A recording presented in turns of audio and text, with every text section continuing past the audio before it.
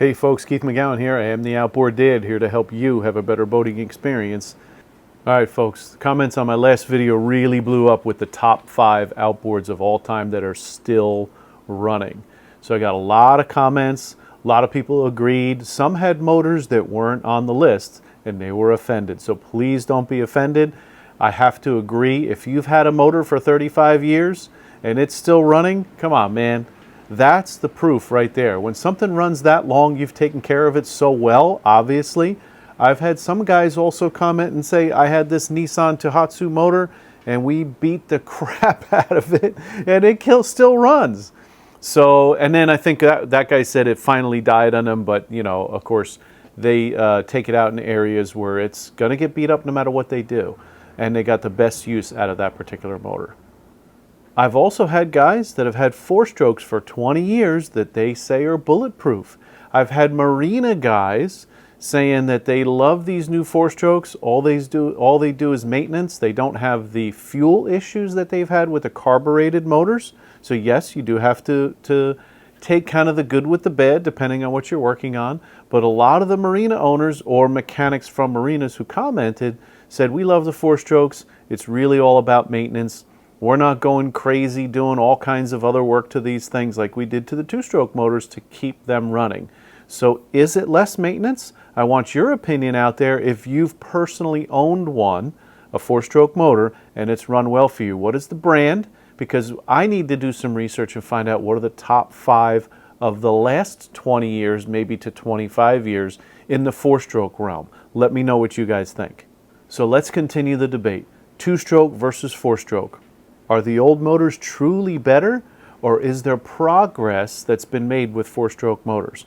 I know a lot of the guys that had Yamahas, I think it was around that 2004, 2006 era, that had some corrosion. That was also repairable, and if you're a mechanic, you can do a lot of that stuff yourself. But if you had to pay someone to do it, that's when it can hurt a little bit. So let me know your guys' opinion. So what we spoke about in the last video was those motors that refuse to die that people are still running today that they love. And my comment section kind of turned into a boat ramp session of what you liked and what you didn't like. Does anybody go down to the boat ramp just to watch? It can be entertaining. But I also got some comments of maintenance tricks, and a lot of those people who have those motors for 25, 35, even longer years are doing their own maintenance and have their own tricks. Gentleman with an Optimax said, listen, I didn't do the maintenance on the air pump. And I went, really? And it still lasts? He said, no, I just replaced it every 10 years. Okay, now you spent some money on that, and he was able to resell the old ones because people are always looking for used ones that work. But yes, it did cost him some money to do that. But that's why he's still out there on the water. So what is that cost difference in his mind from replacing that motor? The Optimax were really smooth running motors when everything worked properly. So all he did was, hey, if it's something that needs to be maintained and I can replace it every 10 years, that's going to keep it going. What was your opinion from the motors that you've run? So let's go a little deeper. Why did those 2-stroke motors keep on going that 30, 40 plus years? And what did 4-strokes get right or maybe wrong? So when it comes to the classics, your story tells it all. I'm the one, Van Halen, I like that name, said I have a 1978 55 horsepower twin, and it runs awesome, sounds awesome, and it's easy fixes, and decade after decade keeps on running strong. So Akir Dog's 1988 Tohatsu survived alligator hunts in Louisiana and 5 years of neglect before finally gave up. So, I mean, maybe he just needed to change the water pump and the thermostats. Who knows?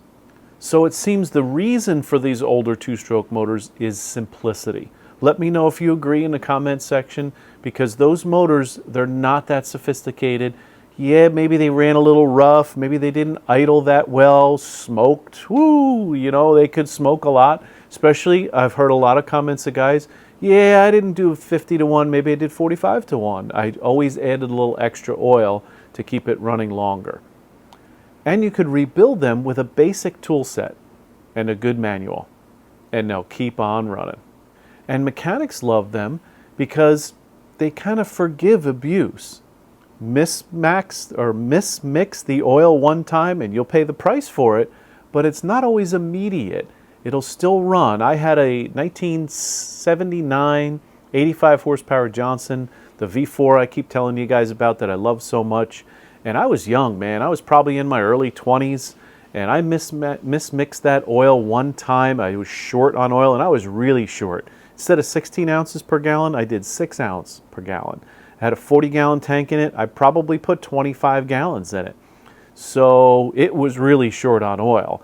And I heard it while I was out there on the water. It was slowing down. It didn't have the power. And I'm like, this sounds like it's going to seize or something on me. Went back to the dock, did my calculation. Oh, man. Mixed in the tank again, added some oil to it, sloshed it around a little bit, pumped it out with the squeeze ball, right? Added even probably a little extra, and then it smoked like crazy for the first couple times, next couple of tankfuls. But it kept going. It lost power, but it kept on running.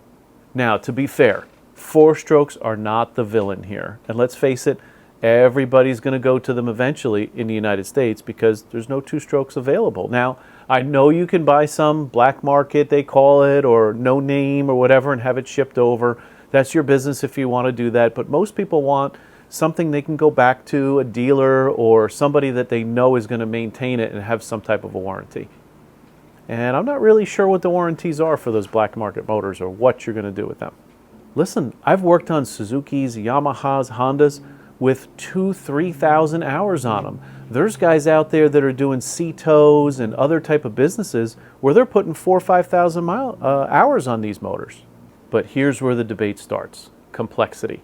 As you know, I'm in the middle of my 250 horsepower rebuild, that Yamaha 250 OX66 1998 motor, and we're going to jump right on that next. After I finish that, won't take too much longer, we're going to tear into that Suzuki 2006 150 horsepower 4-stroke motor and do a complete rebuild on it if it's worth it. So we're going to tear it down together so we can see the difference, and you can obviously see the complexity. And that's where the debate starts, right? These motors may need more care in the long run. Oil changes, right? You don't do that on a 2-stroke. Filters, sensors, proper winterizations. Skip one step and the repair bill could go up. There's also a guy out there I've seen, Salty Dog or something like that, who has a special zinc for the Yamahas. I don't know if he makes it for other brands, that goes around the thermostat. And he has a theory. It's a great video. And he has a theory. I think it's Sea Dog. And that theory shows with his testing with his meter that if you put that zinc right where the thermostat is, you're going to prevent that corrosion and your motor's going to last longer. We're going to find out in the long run. So a lot of you mentioned that you've had 4-stroke motors and you've had some major expenses at dealers, as well as some electronics and parts cost to get you back on the water. And you're right, that is the price of progress. New stuff runs beautifully until it doesn't.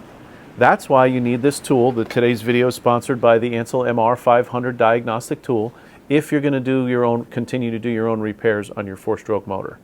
So here's my honest take from my workbench. And it's going to be similar to my 2-stroke motor take, right? This is my take on these motors. The 4-stroke motors will reward the owners that are disciplined and diligent with the maintenance. That's going to be the key. So if you use this zinc that the Sea Dog sells and it makes it last longer, why not give it a try? What is it going to hurt? So the biggest difference really isn't oil or emissions or any of those things, although they do play a factor, but not in the longevity of your motor. Ultimately, it's the person behind the wrench that's doing the work, that's checking them out, and that's doing the maintenance that needs to be done and catching those problems before they get worse.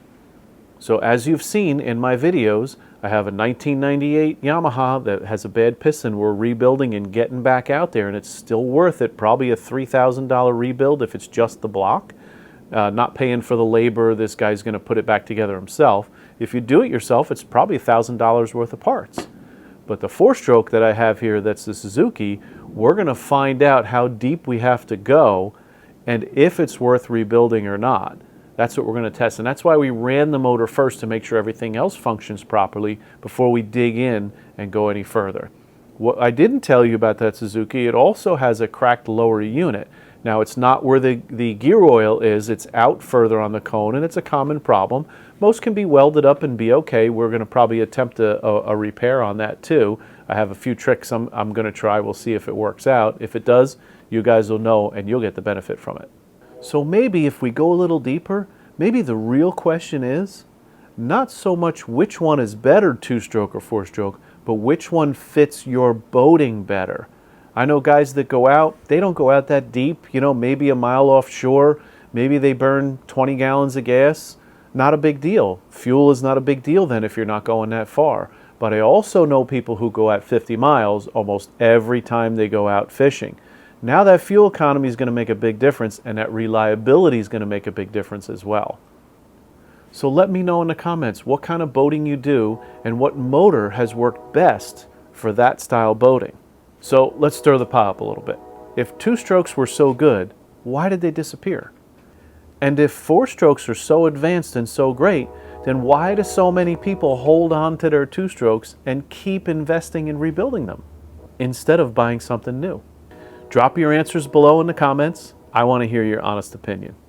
Don't forget that in the description is a link with a discount code for the Ansel MR500 diagnostic tool for your Yamaha outboard, and soon coming out with the Mercury one, which I'll be testing next.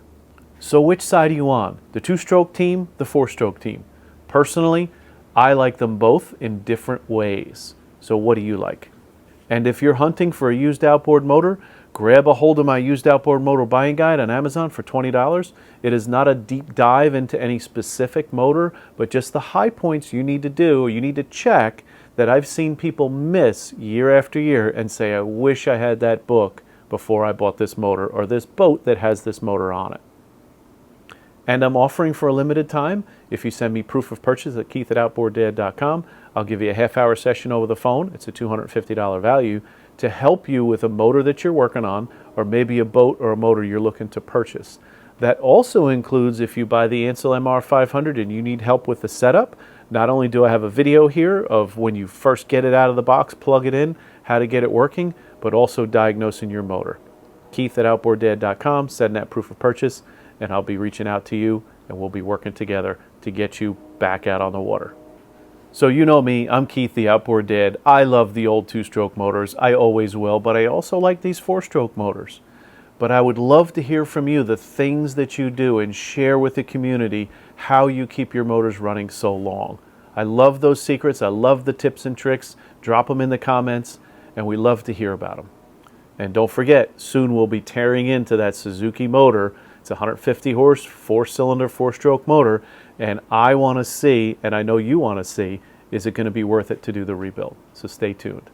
Please like, subscribe, send me any comments that you have, and we'll look forward to seeing you in the next episode. Have a great day.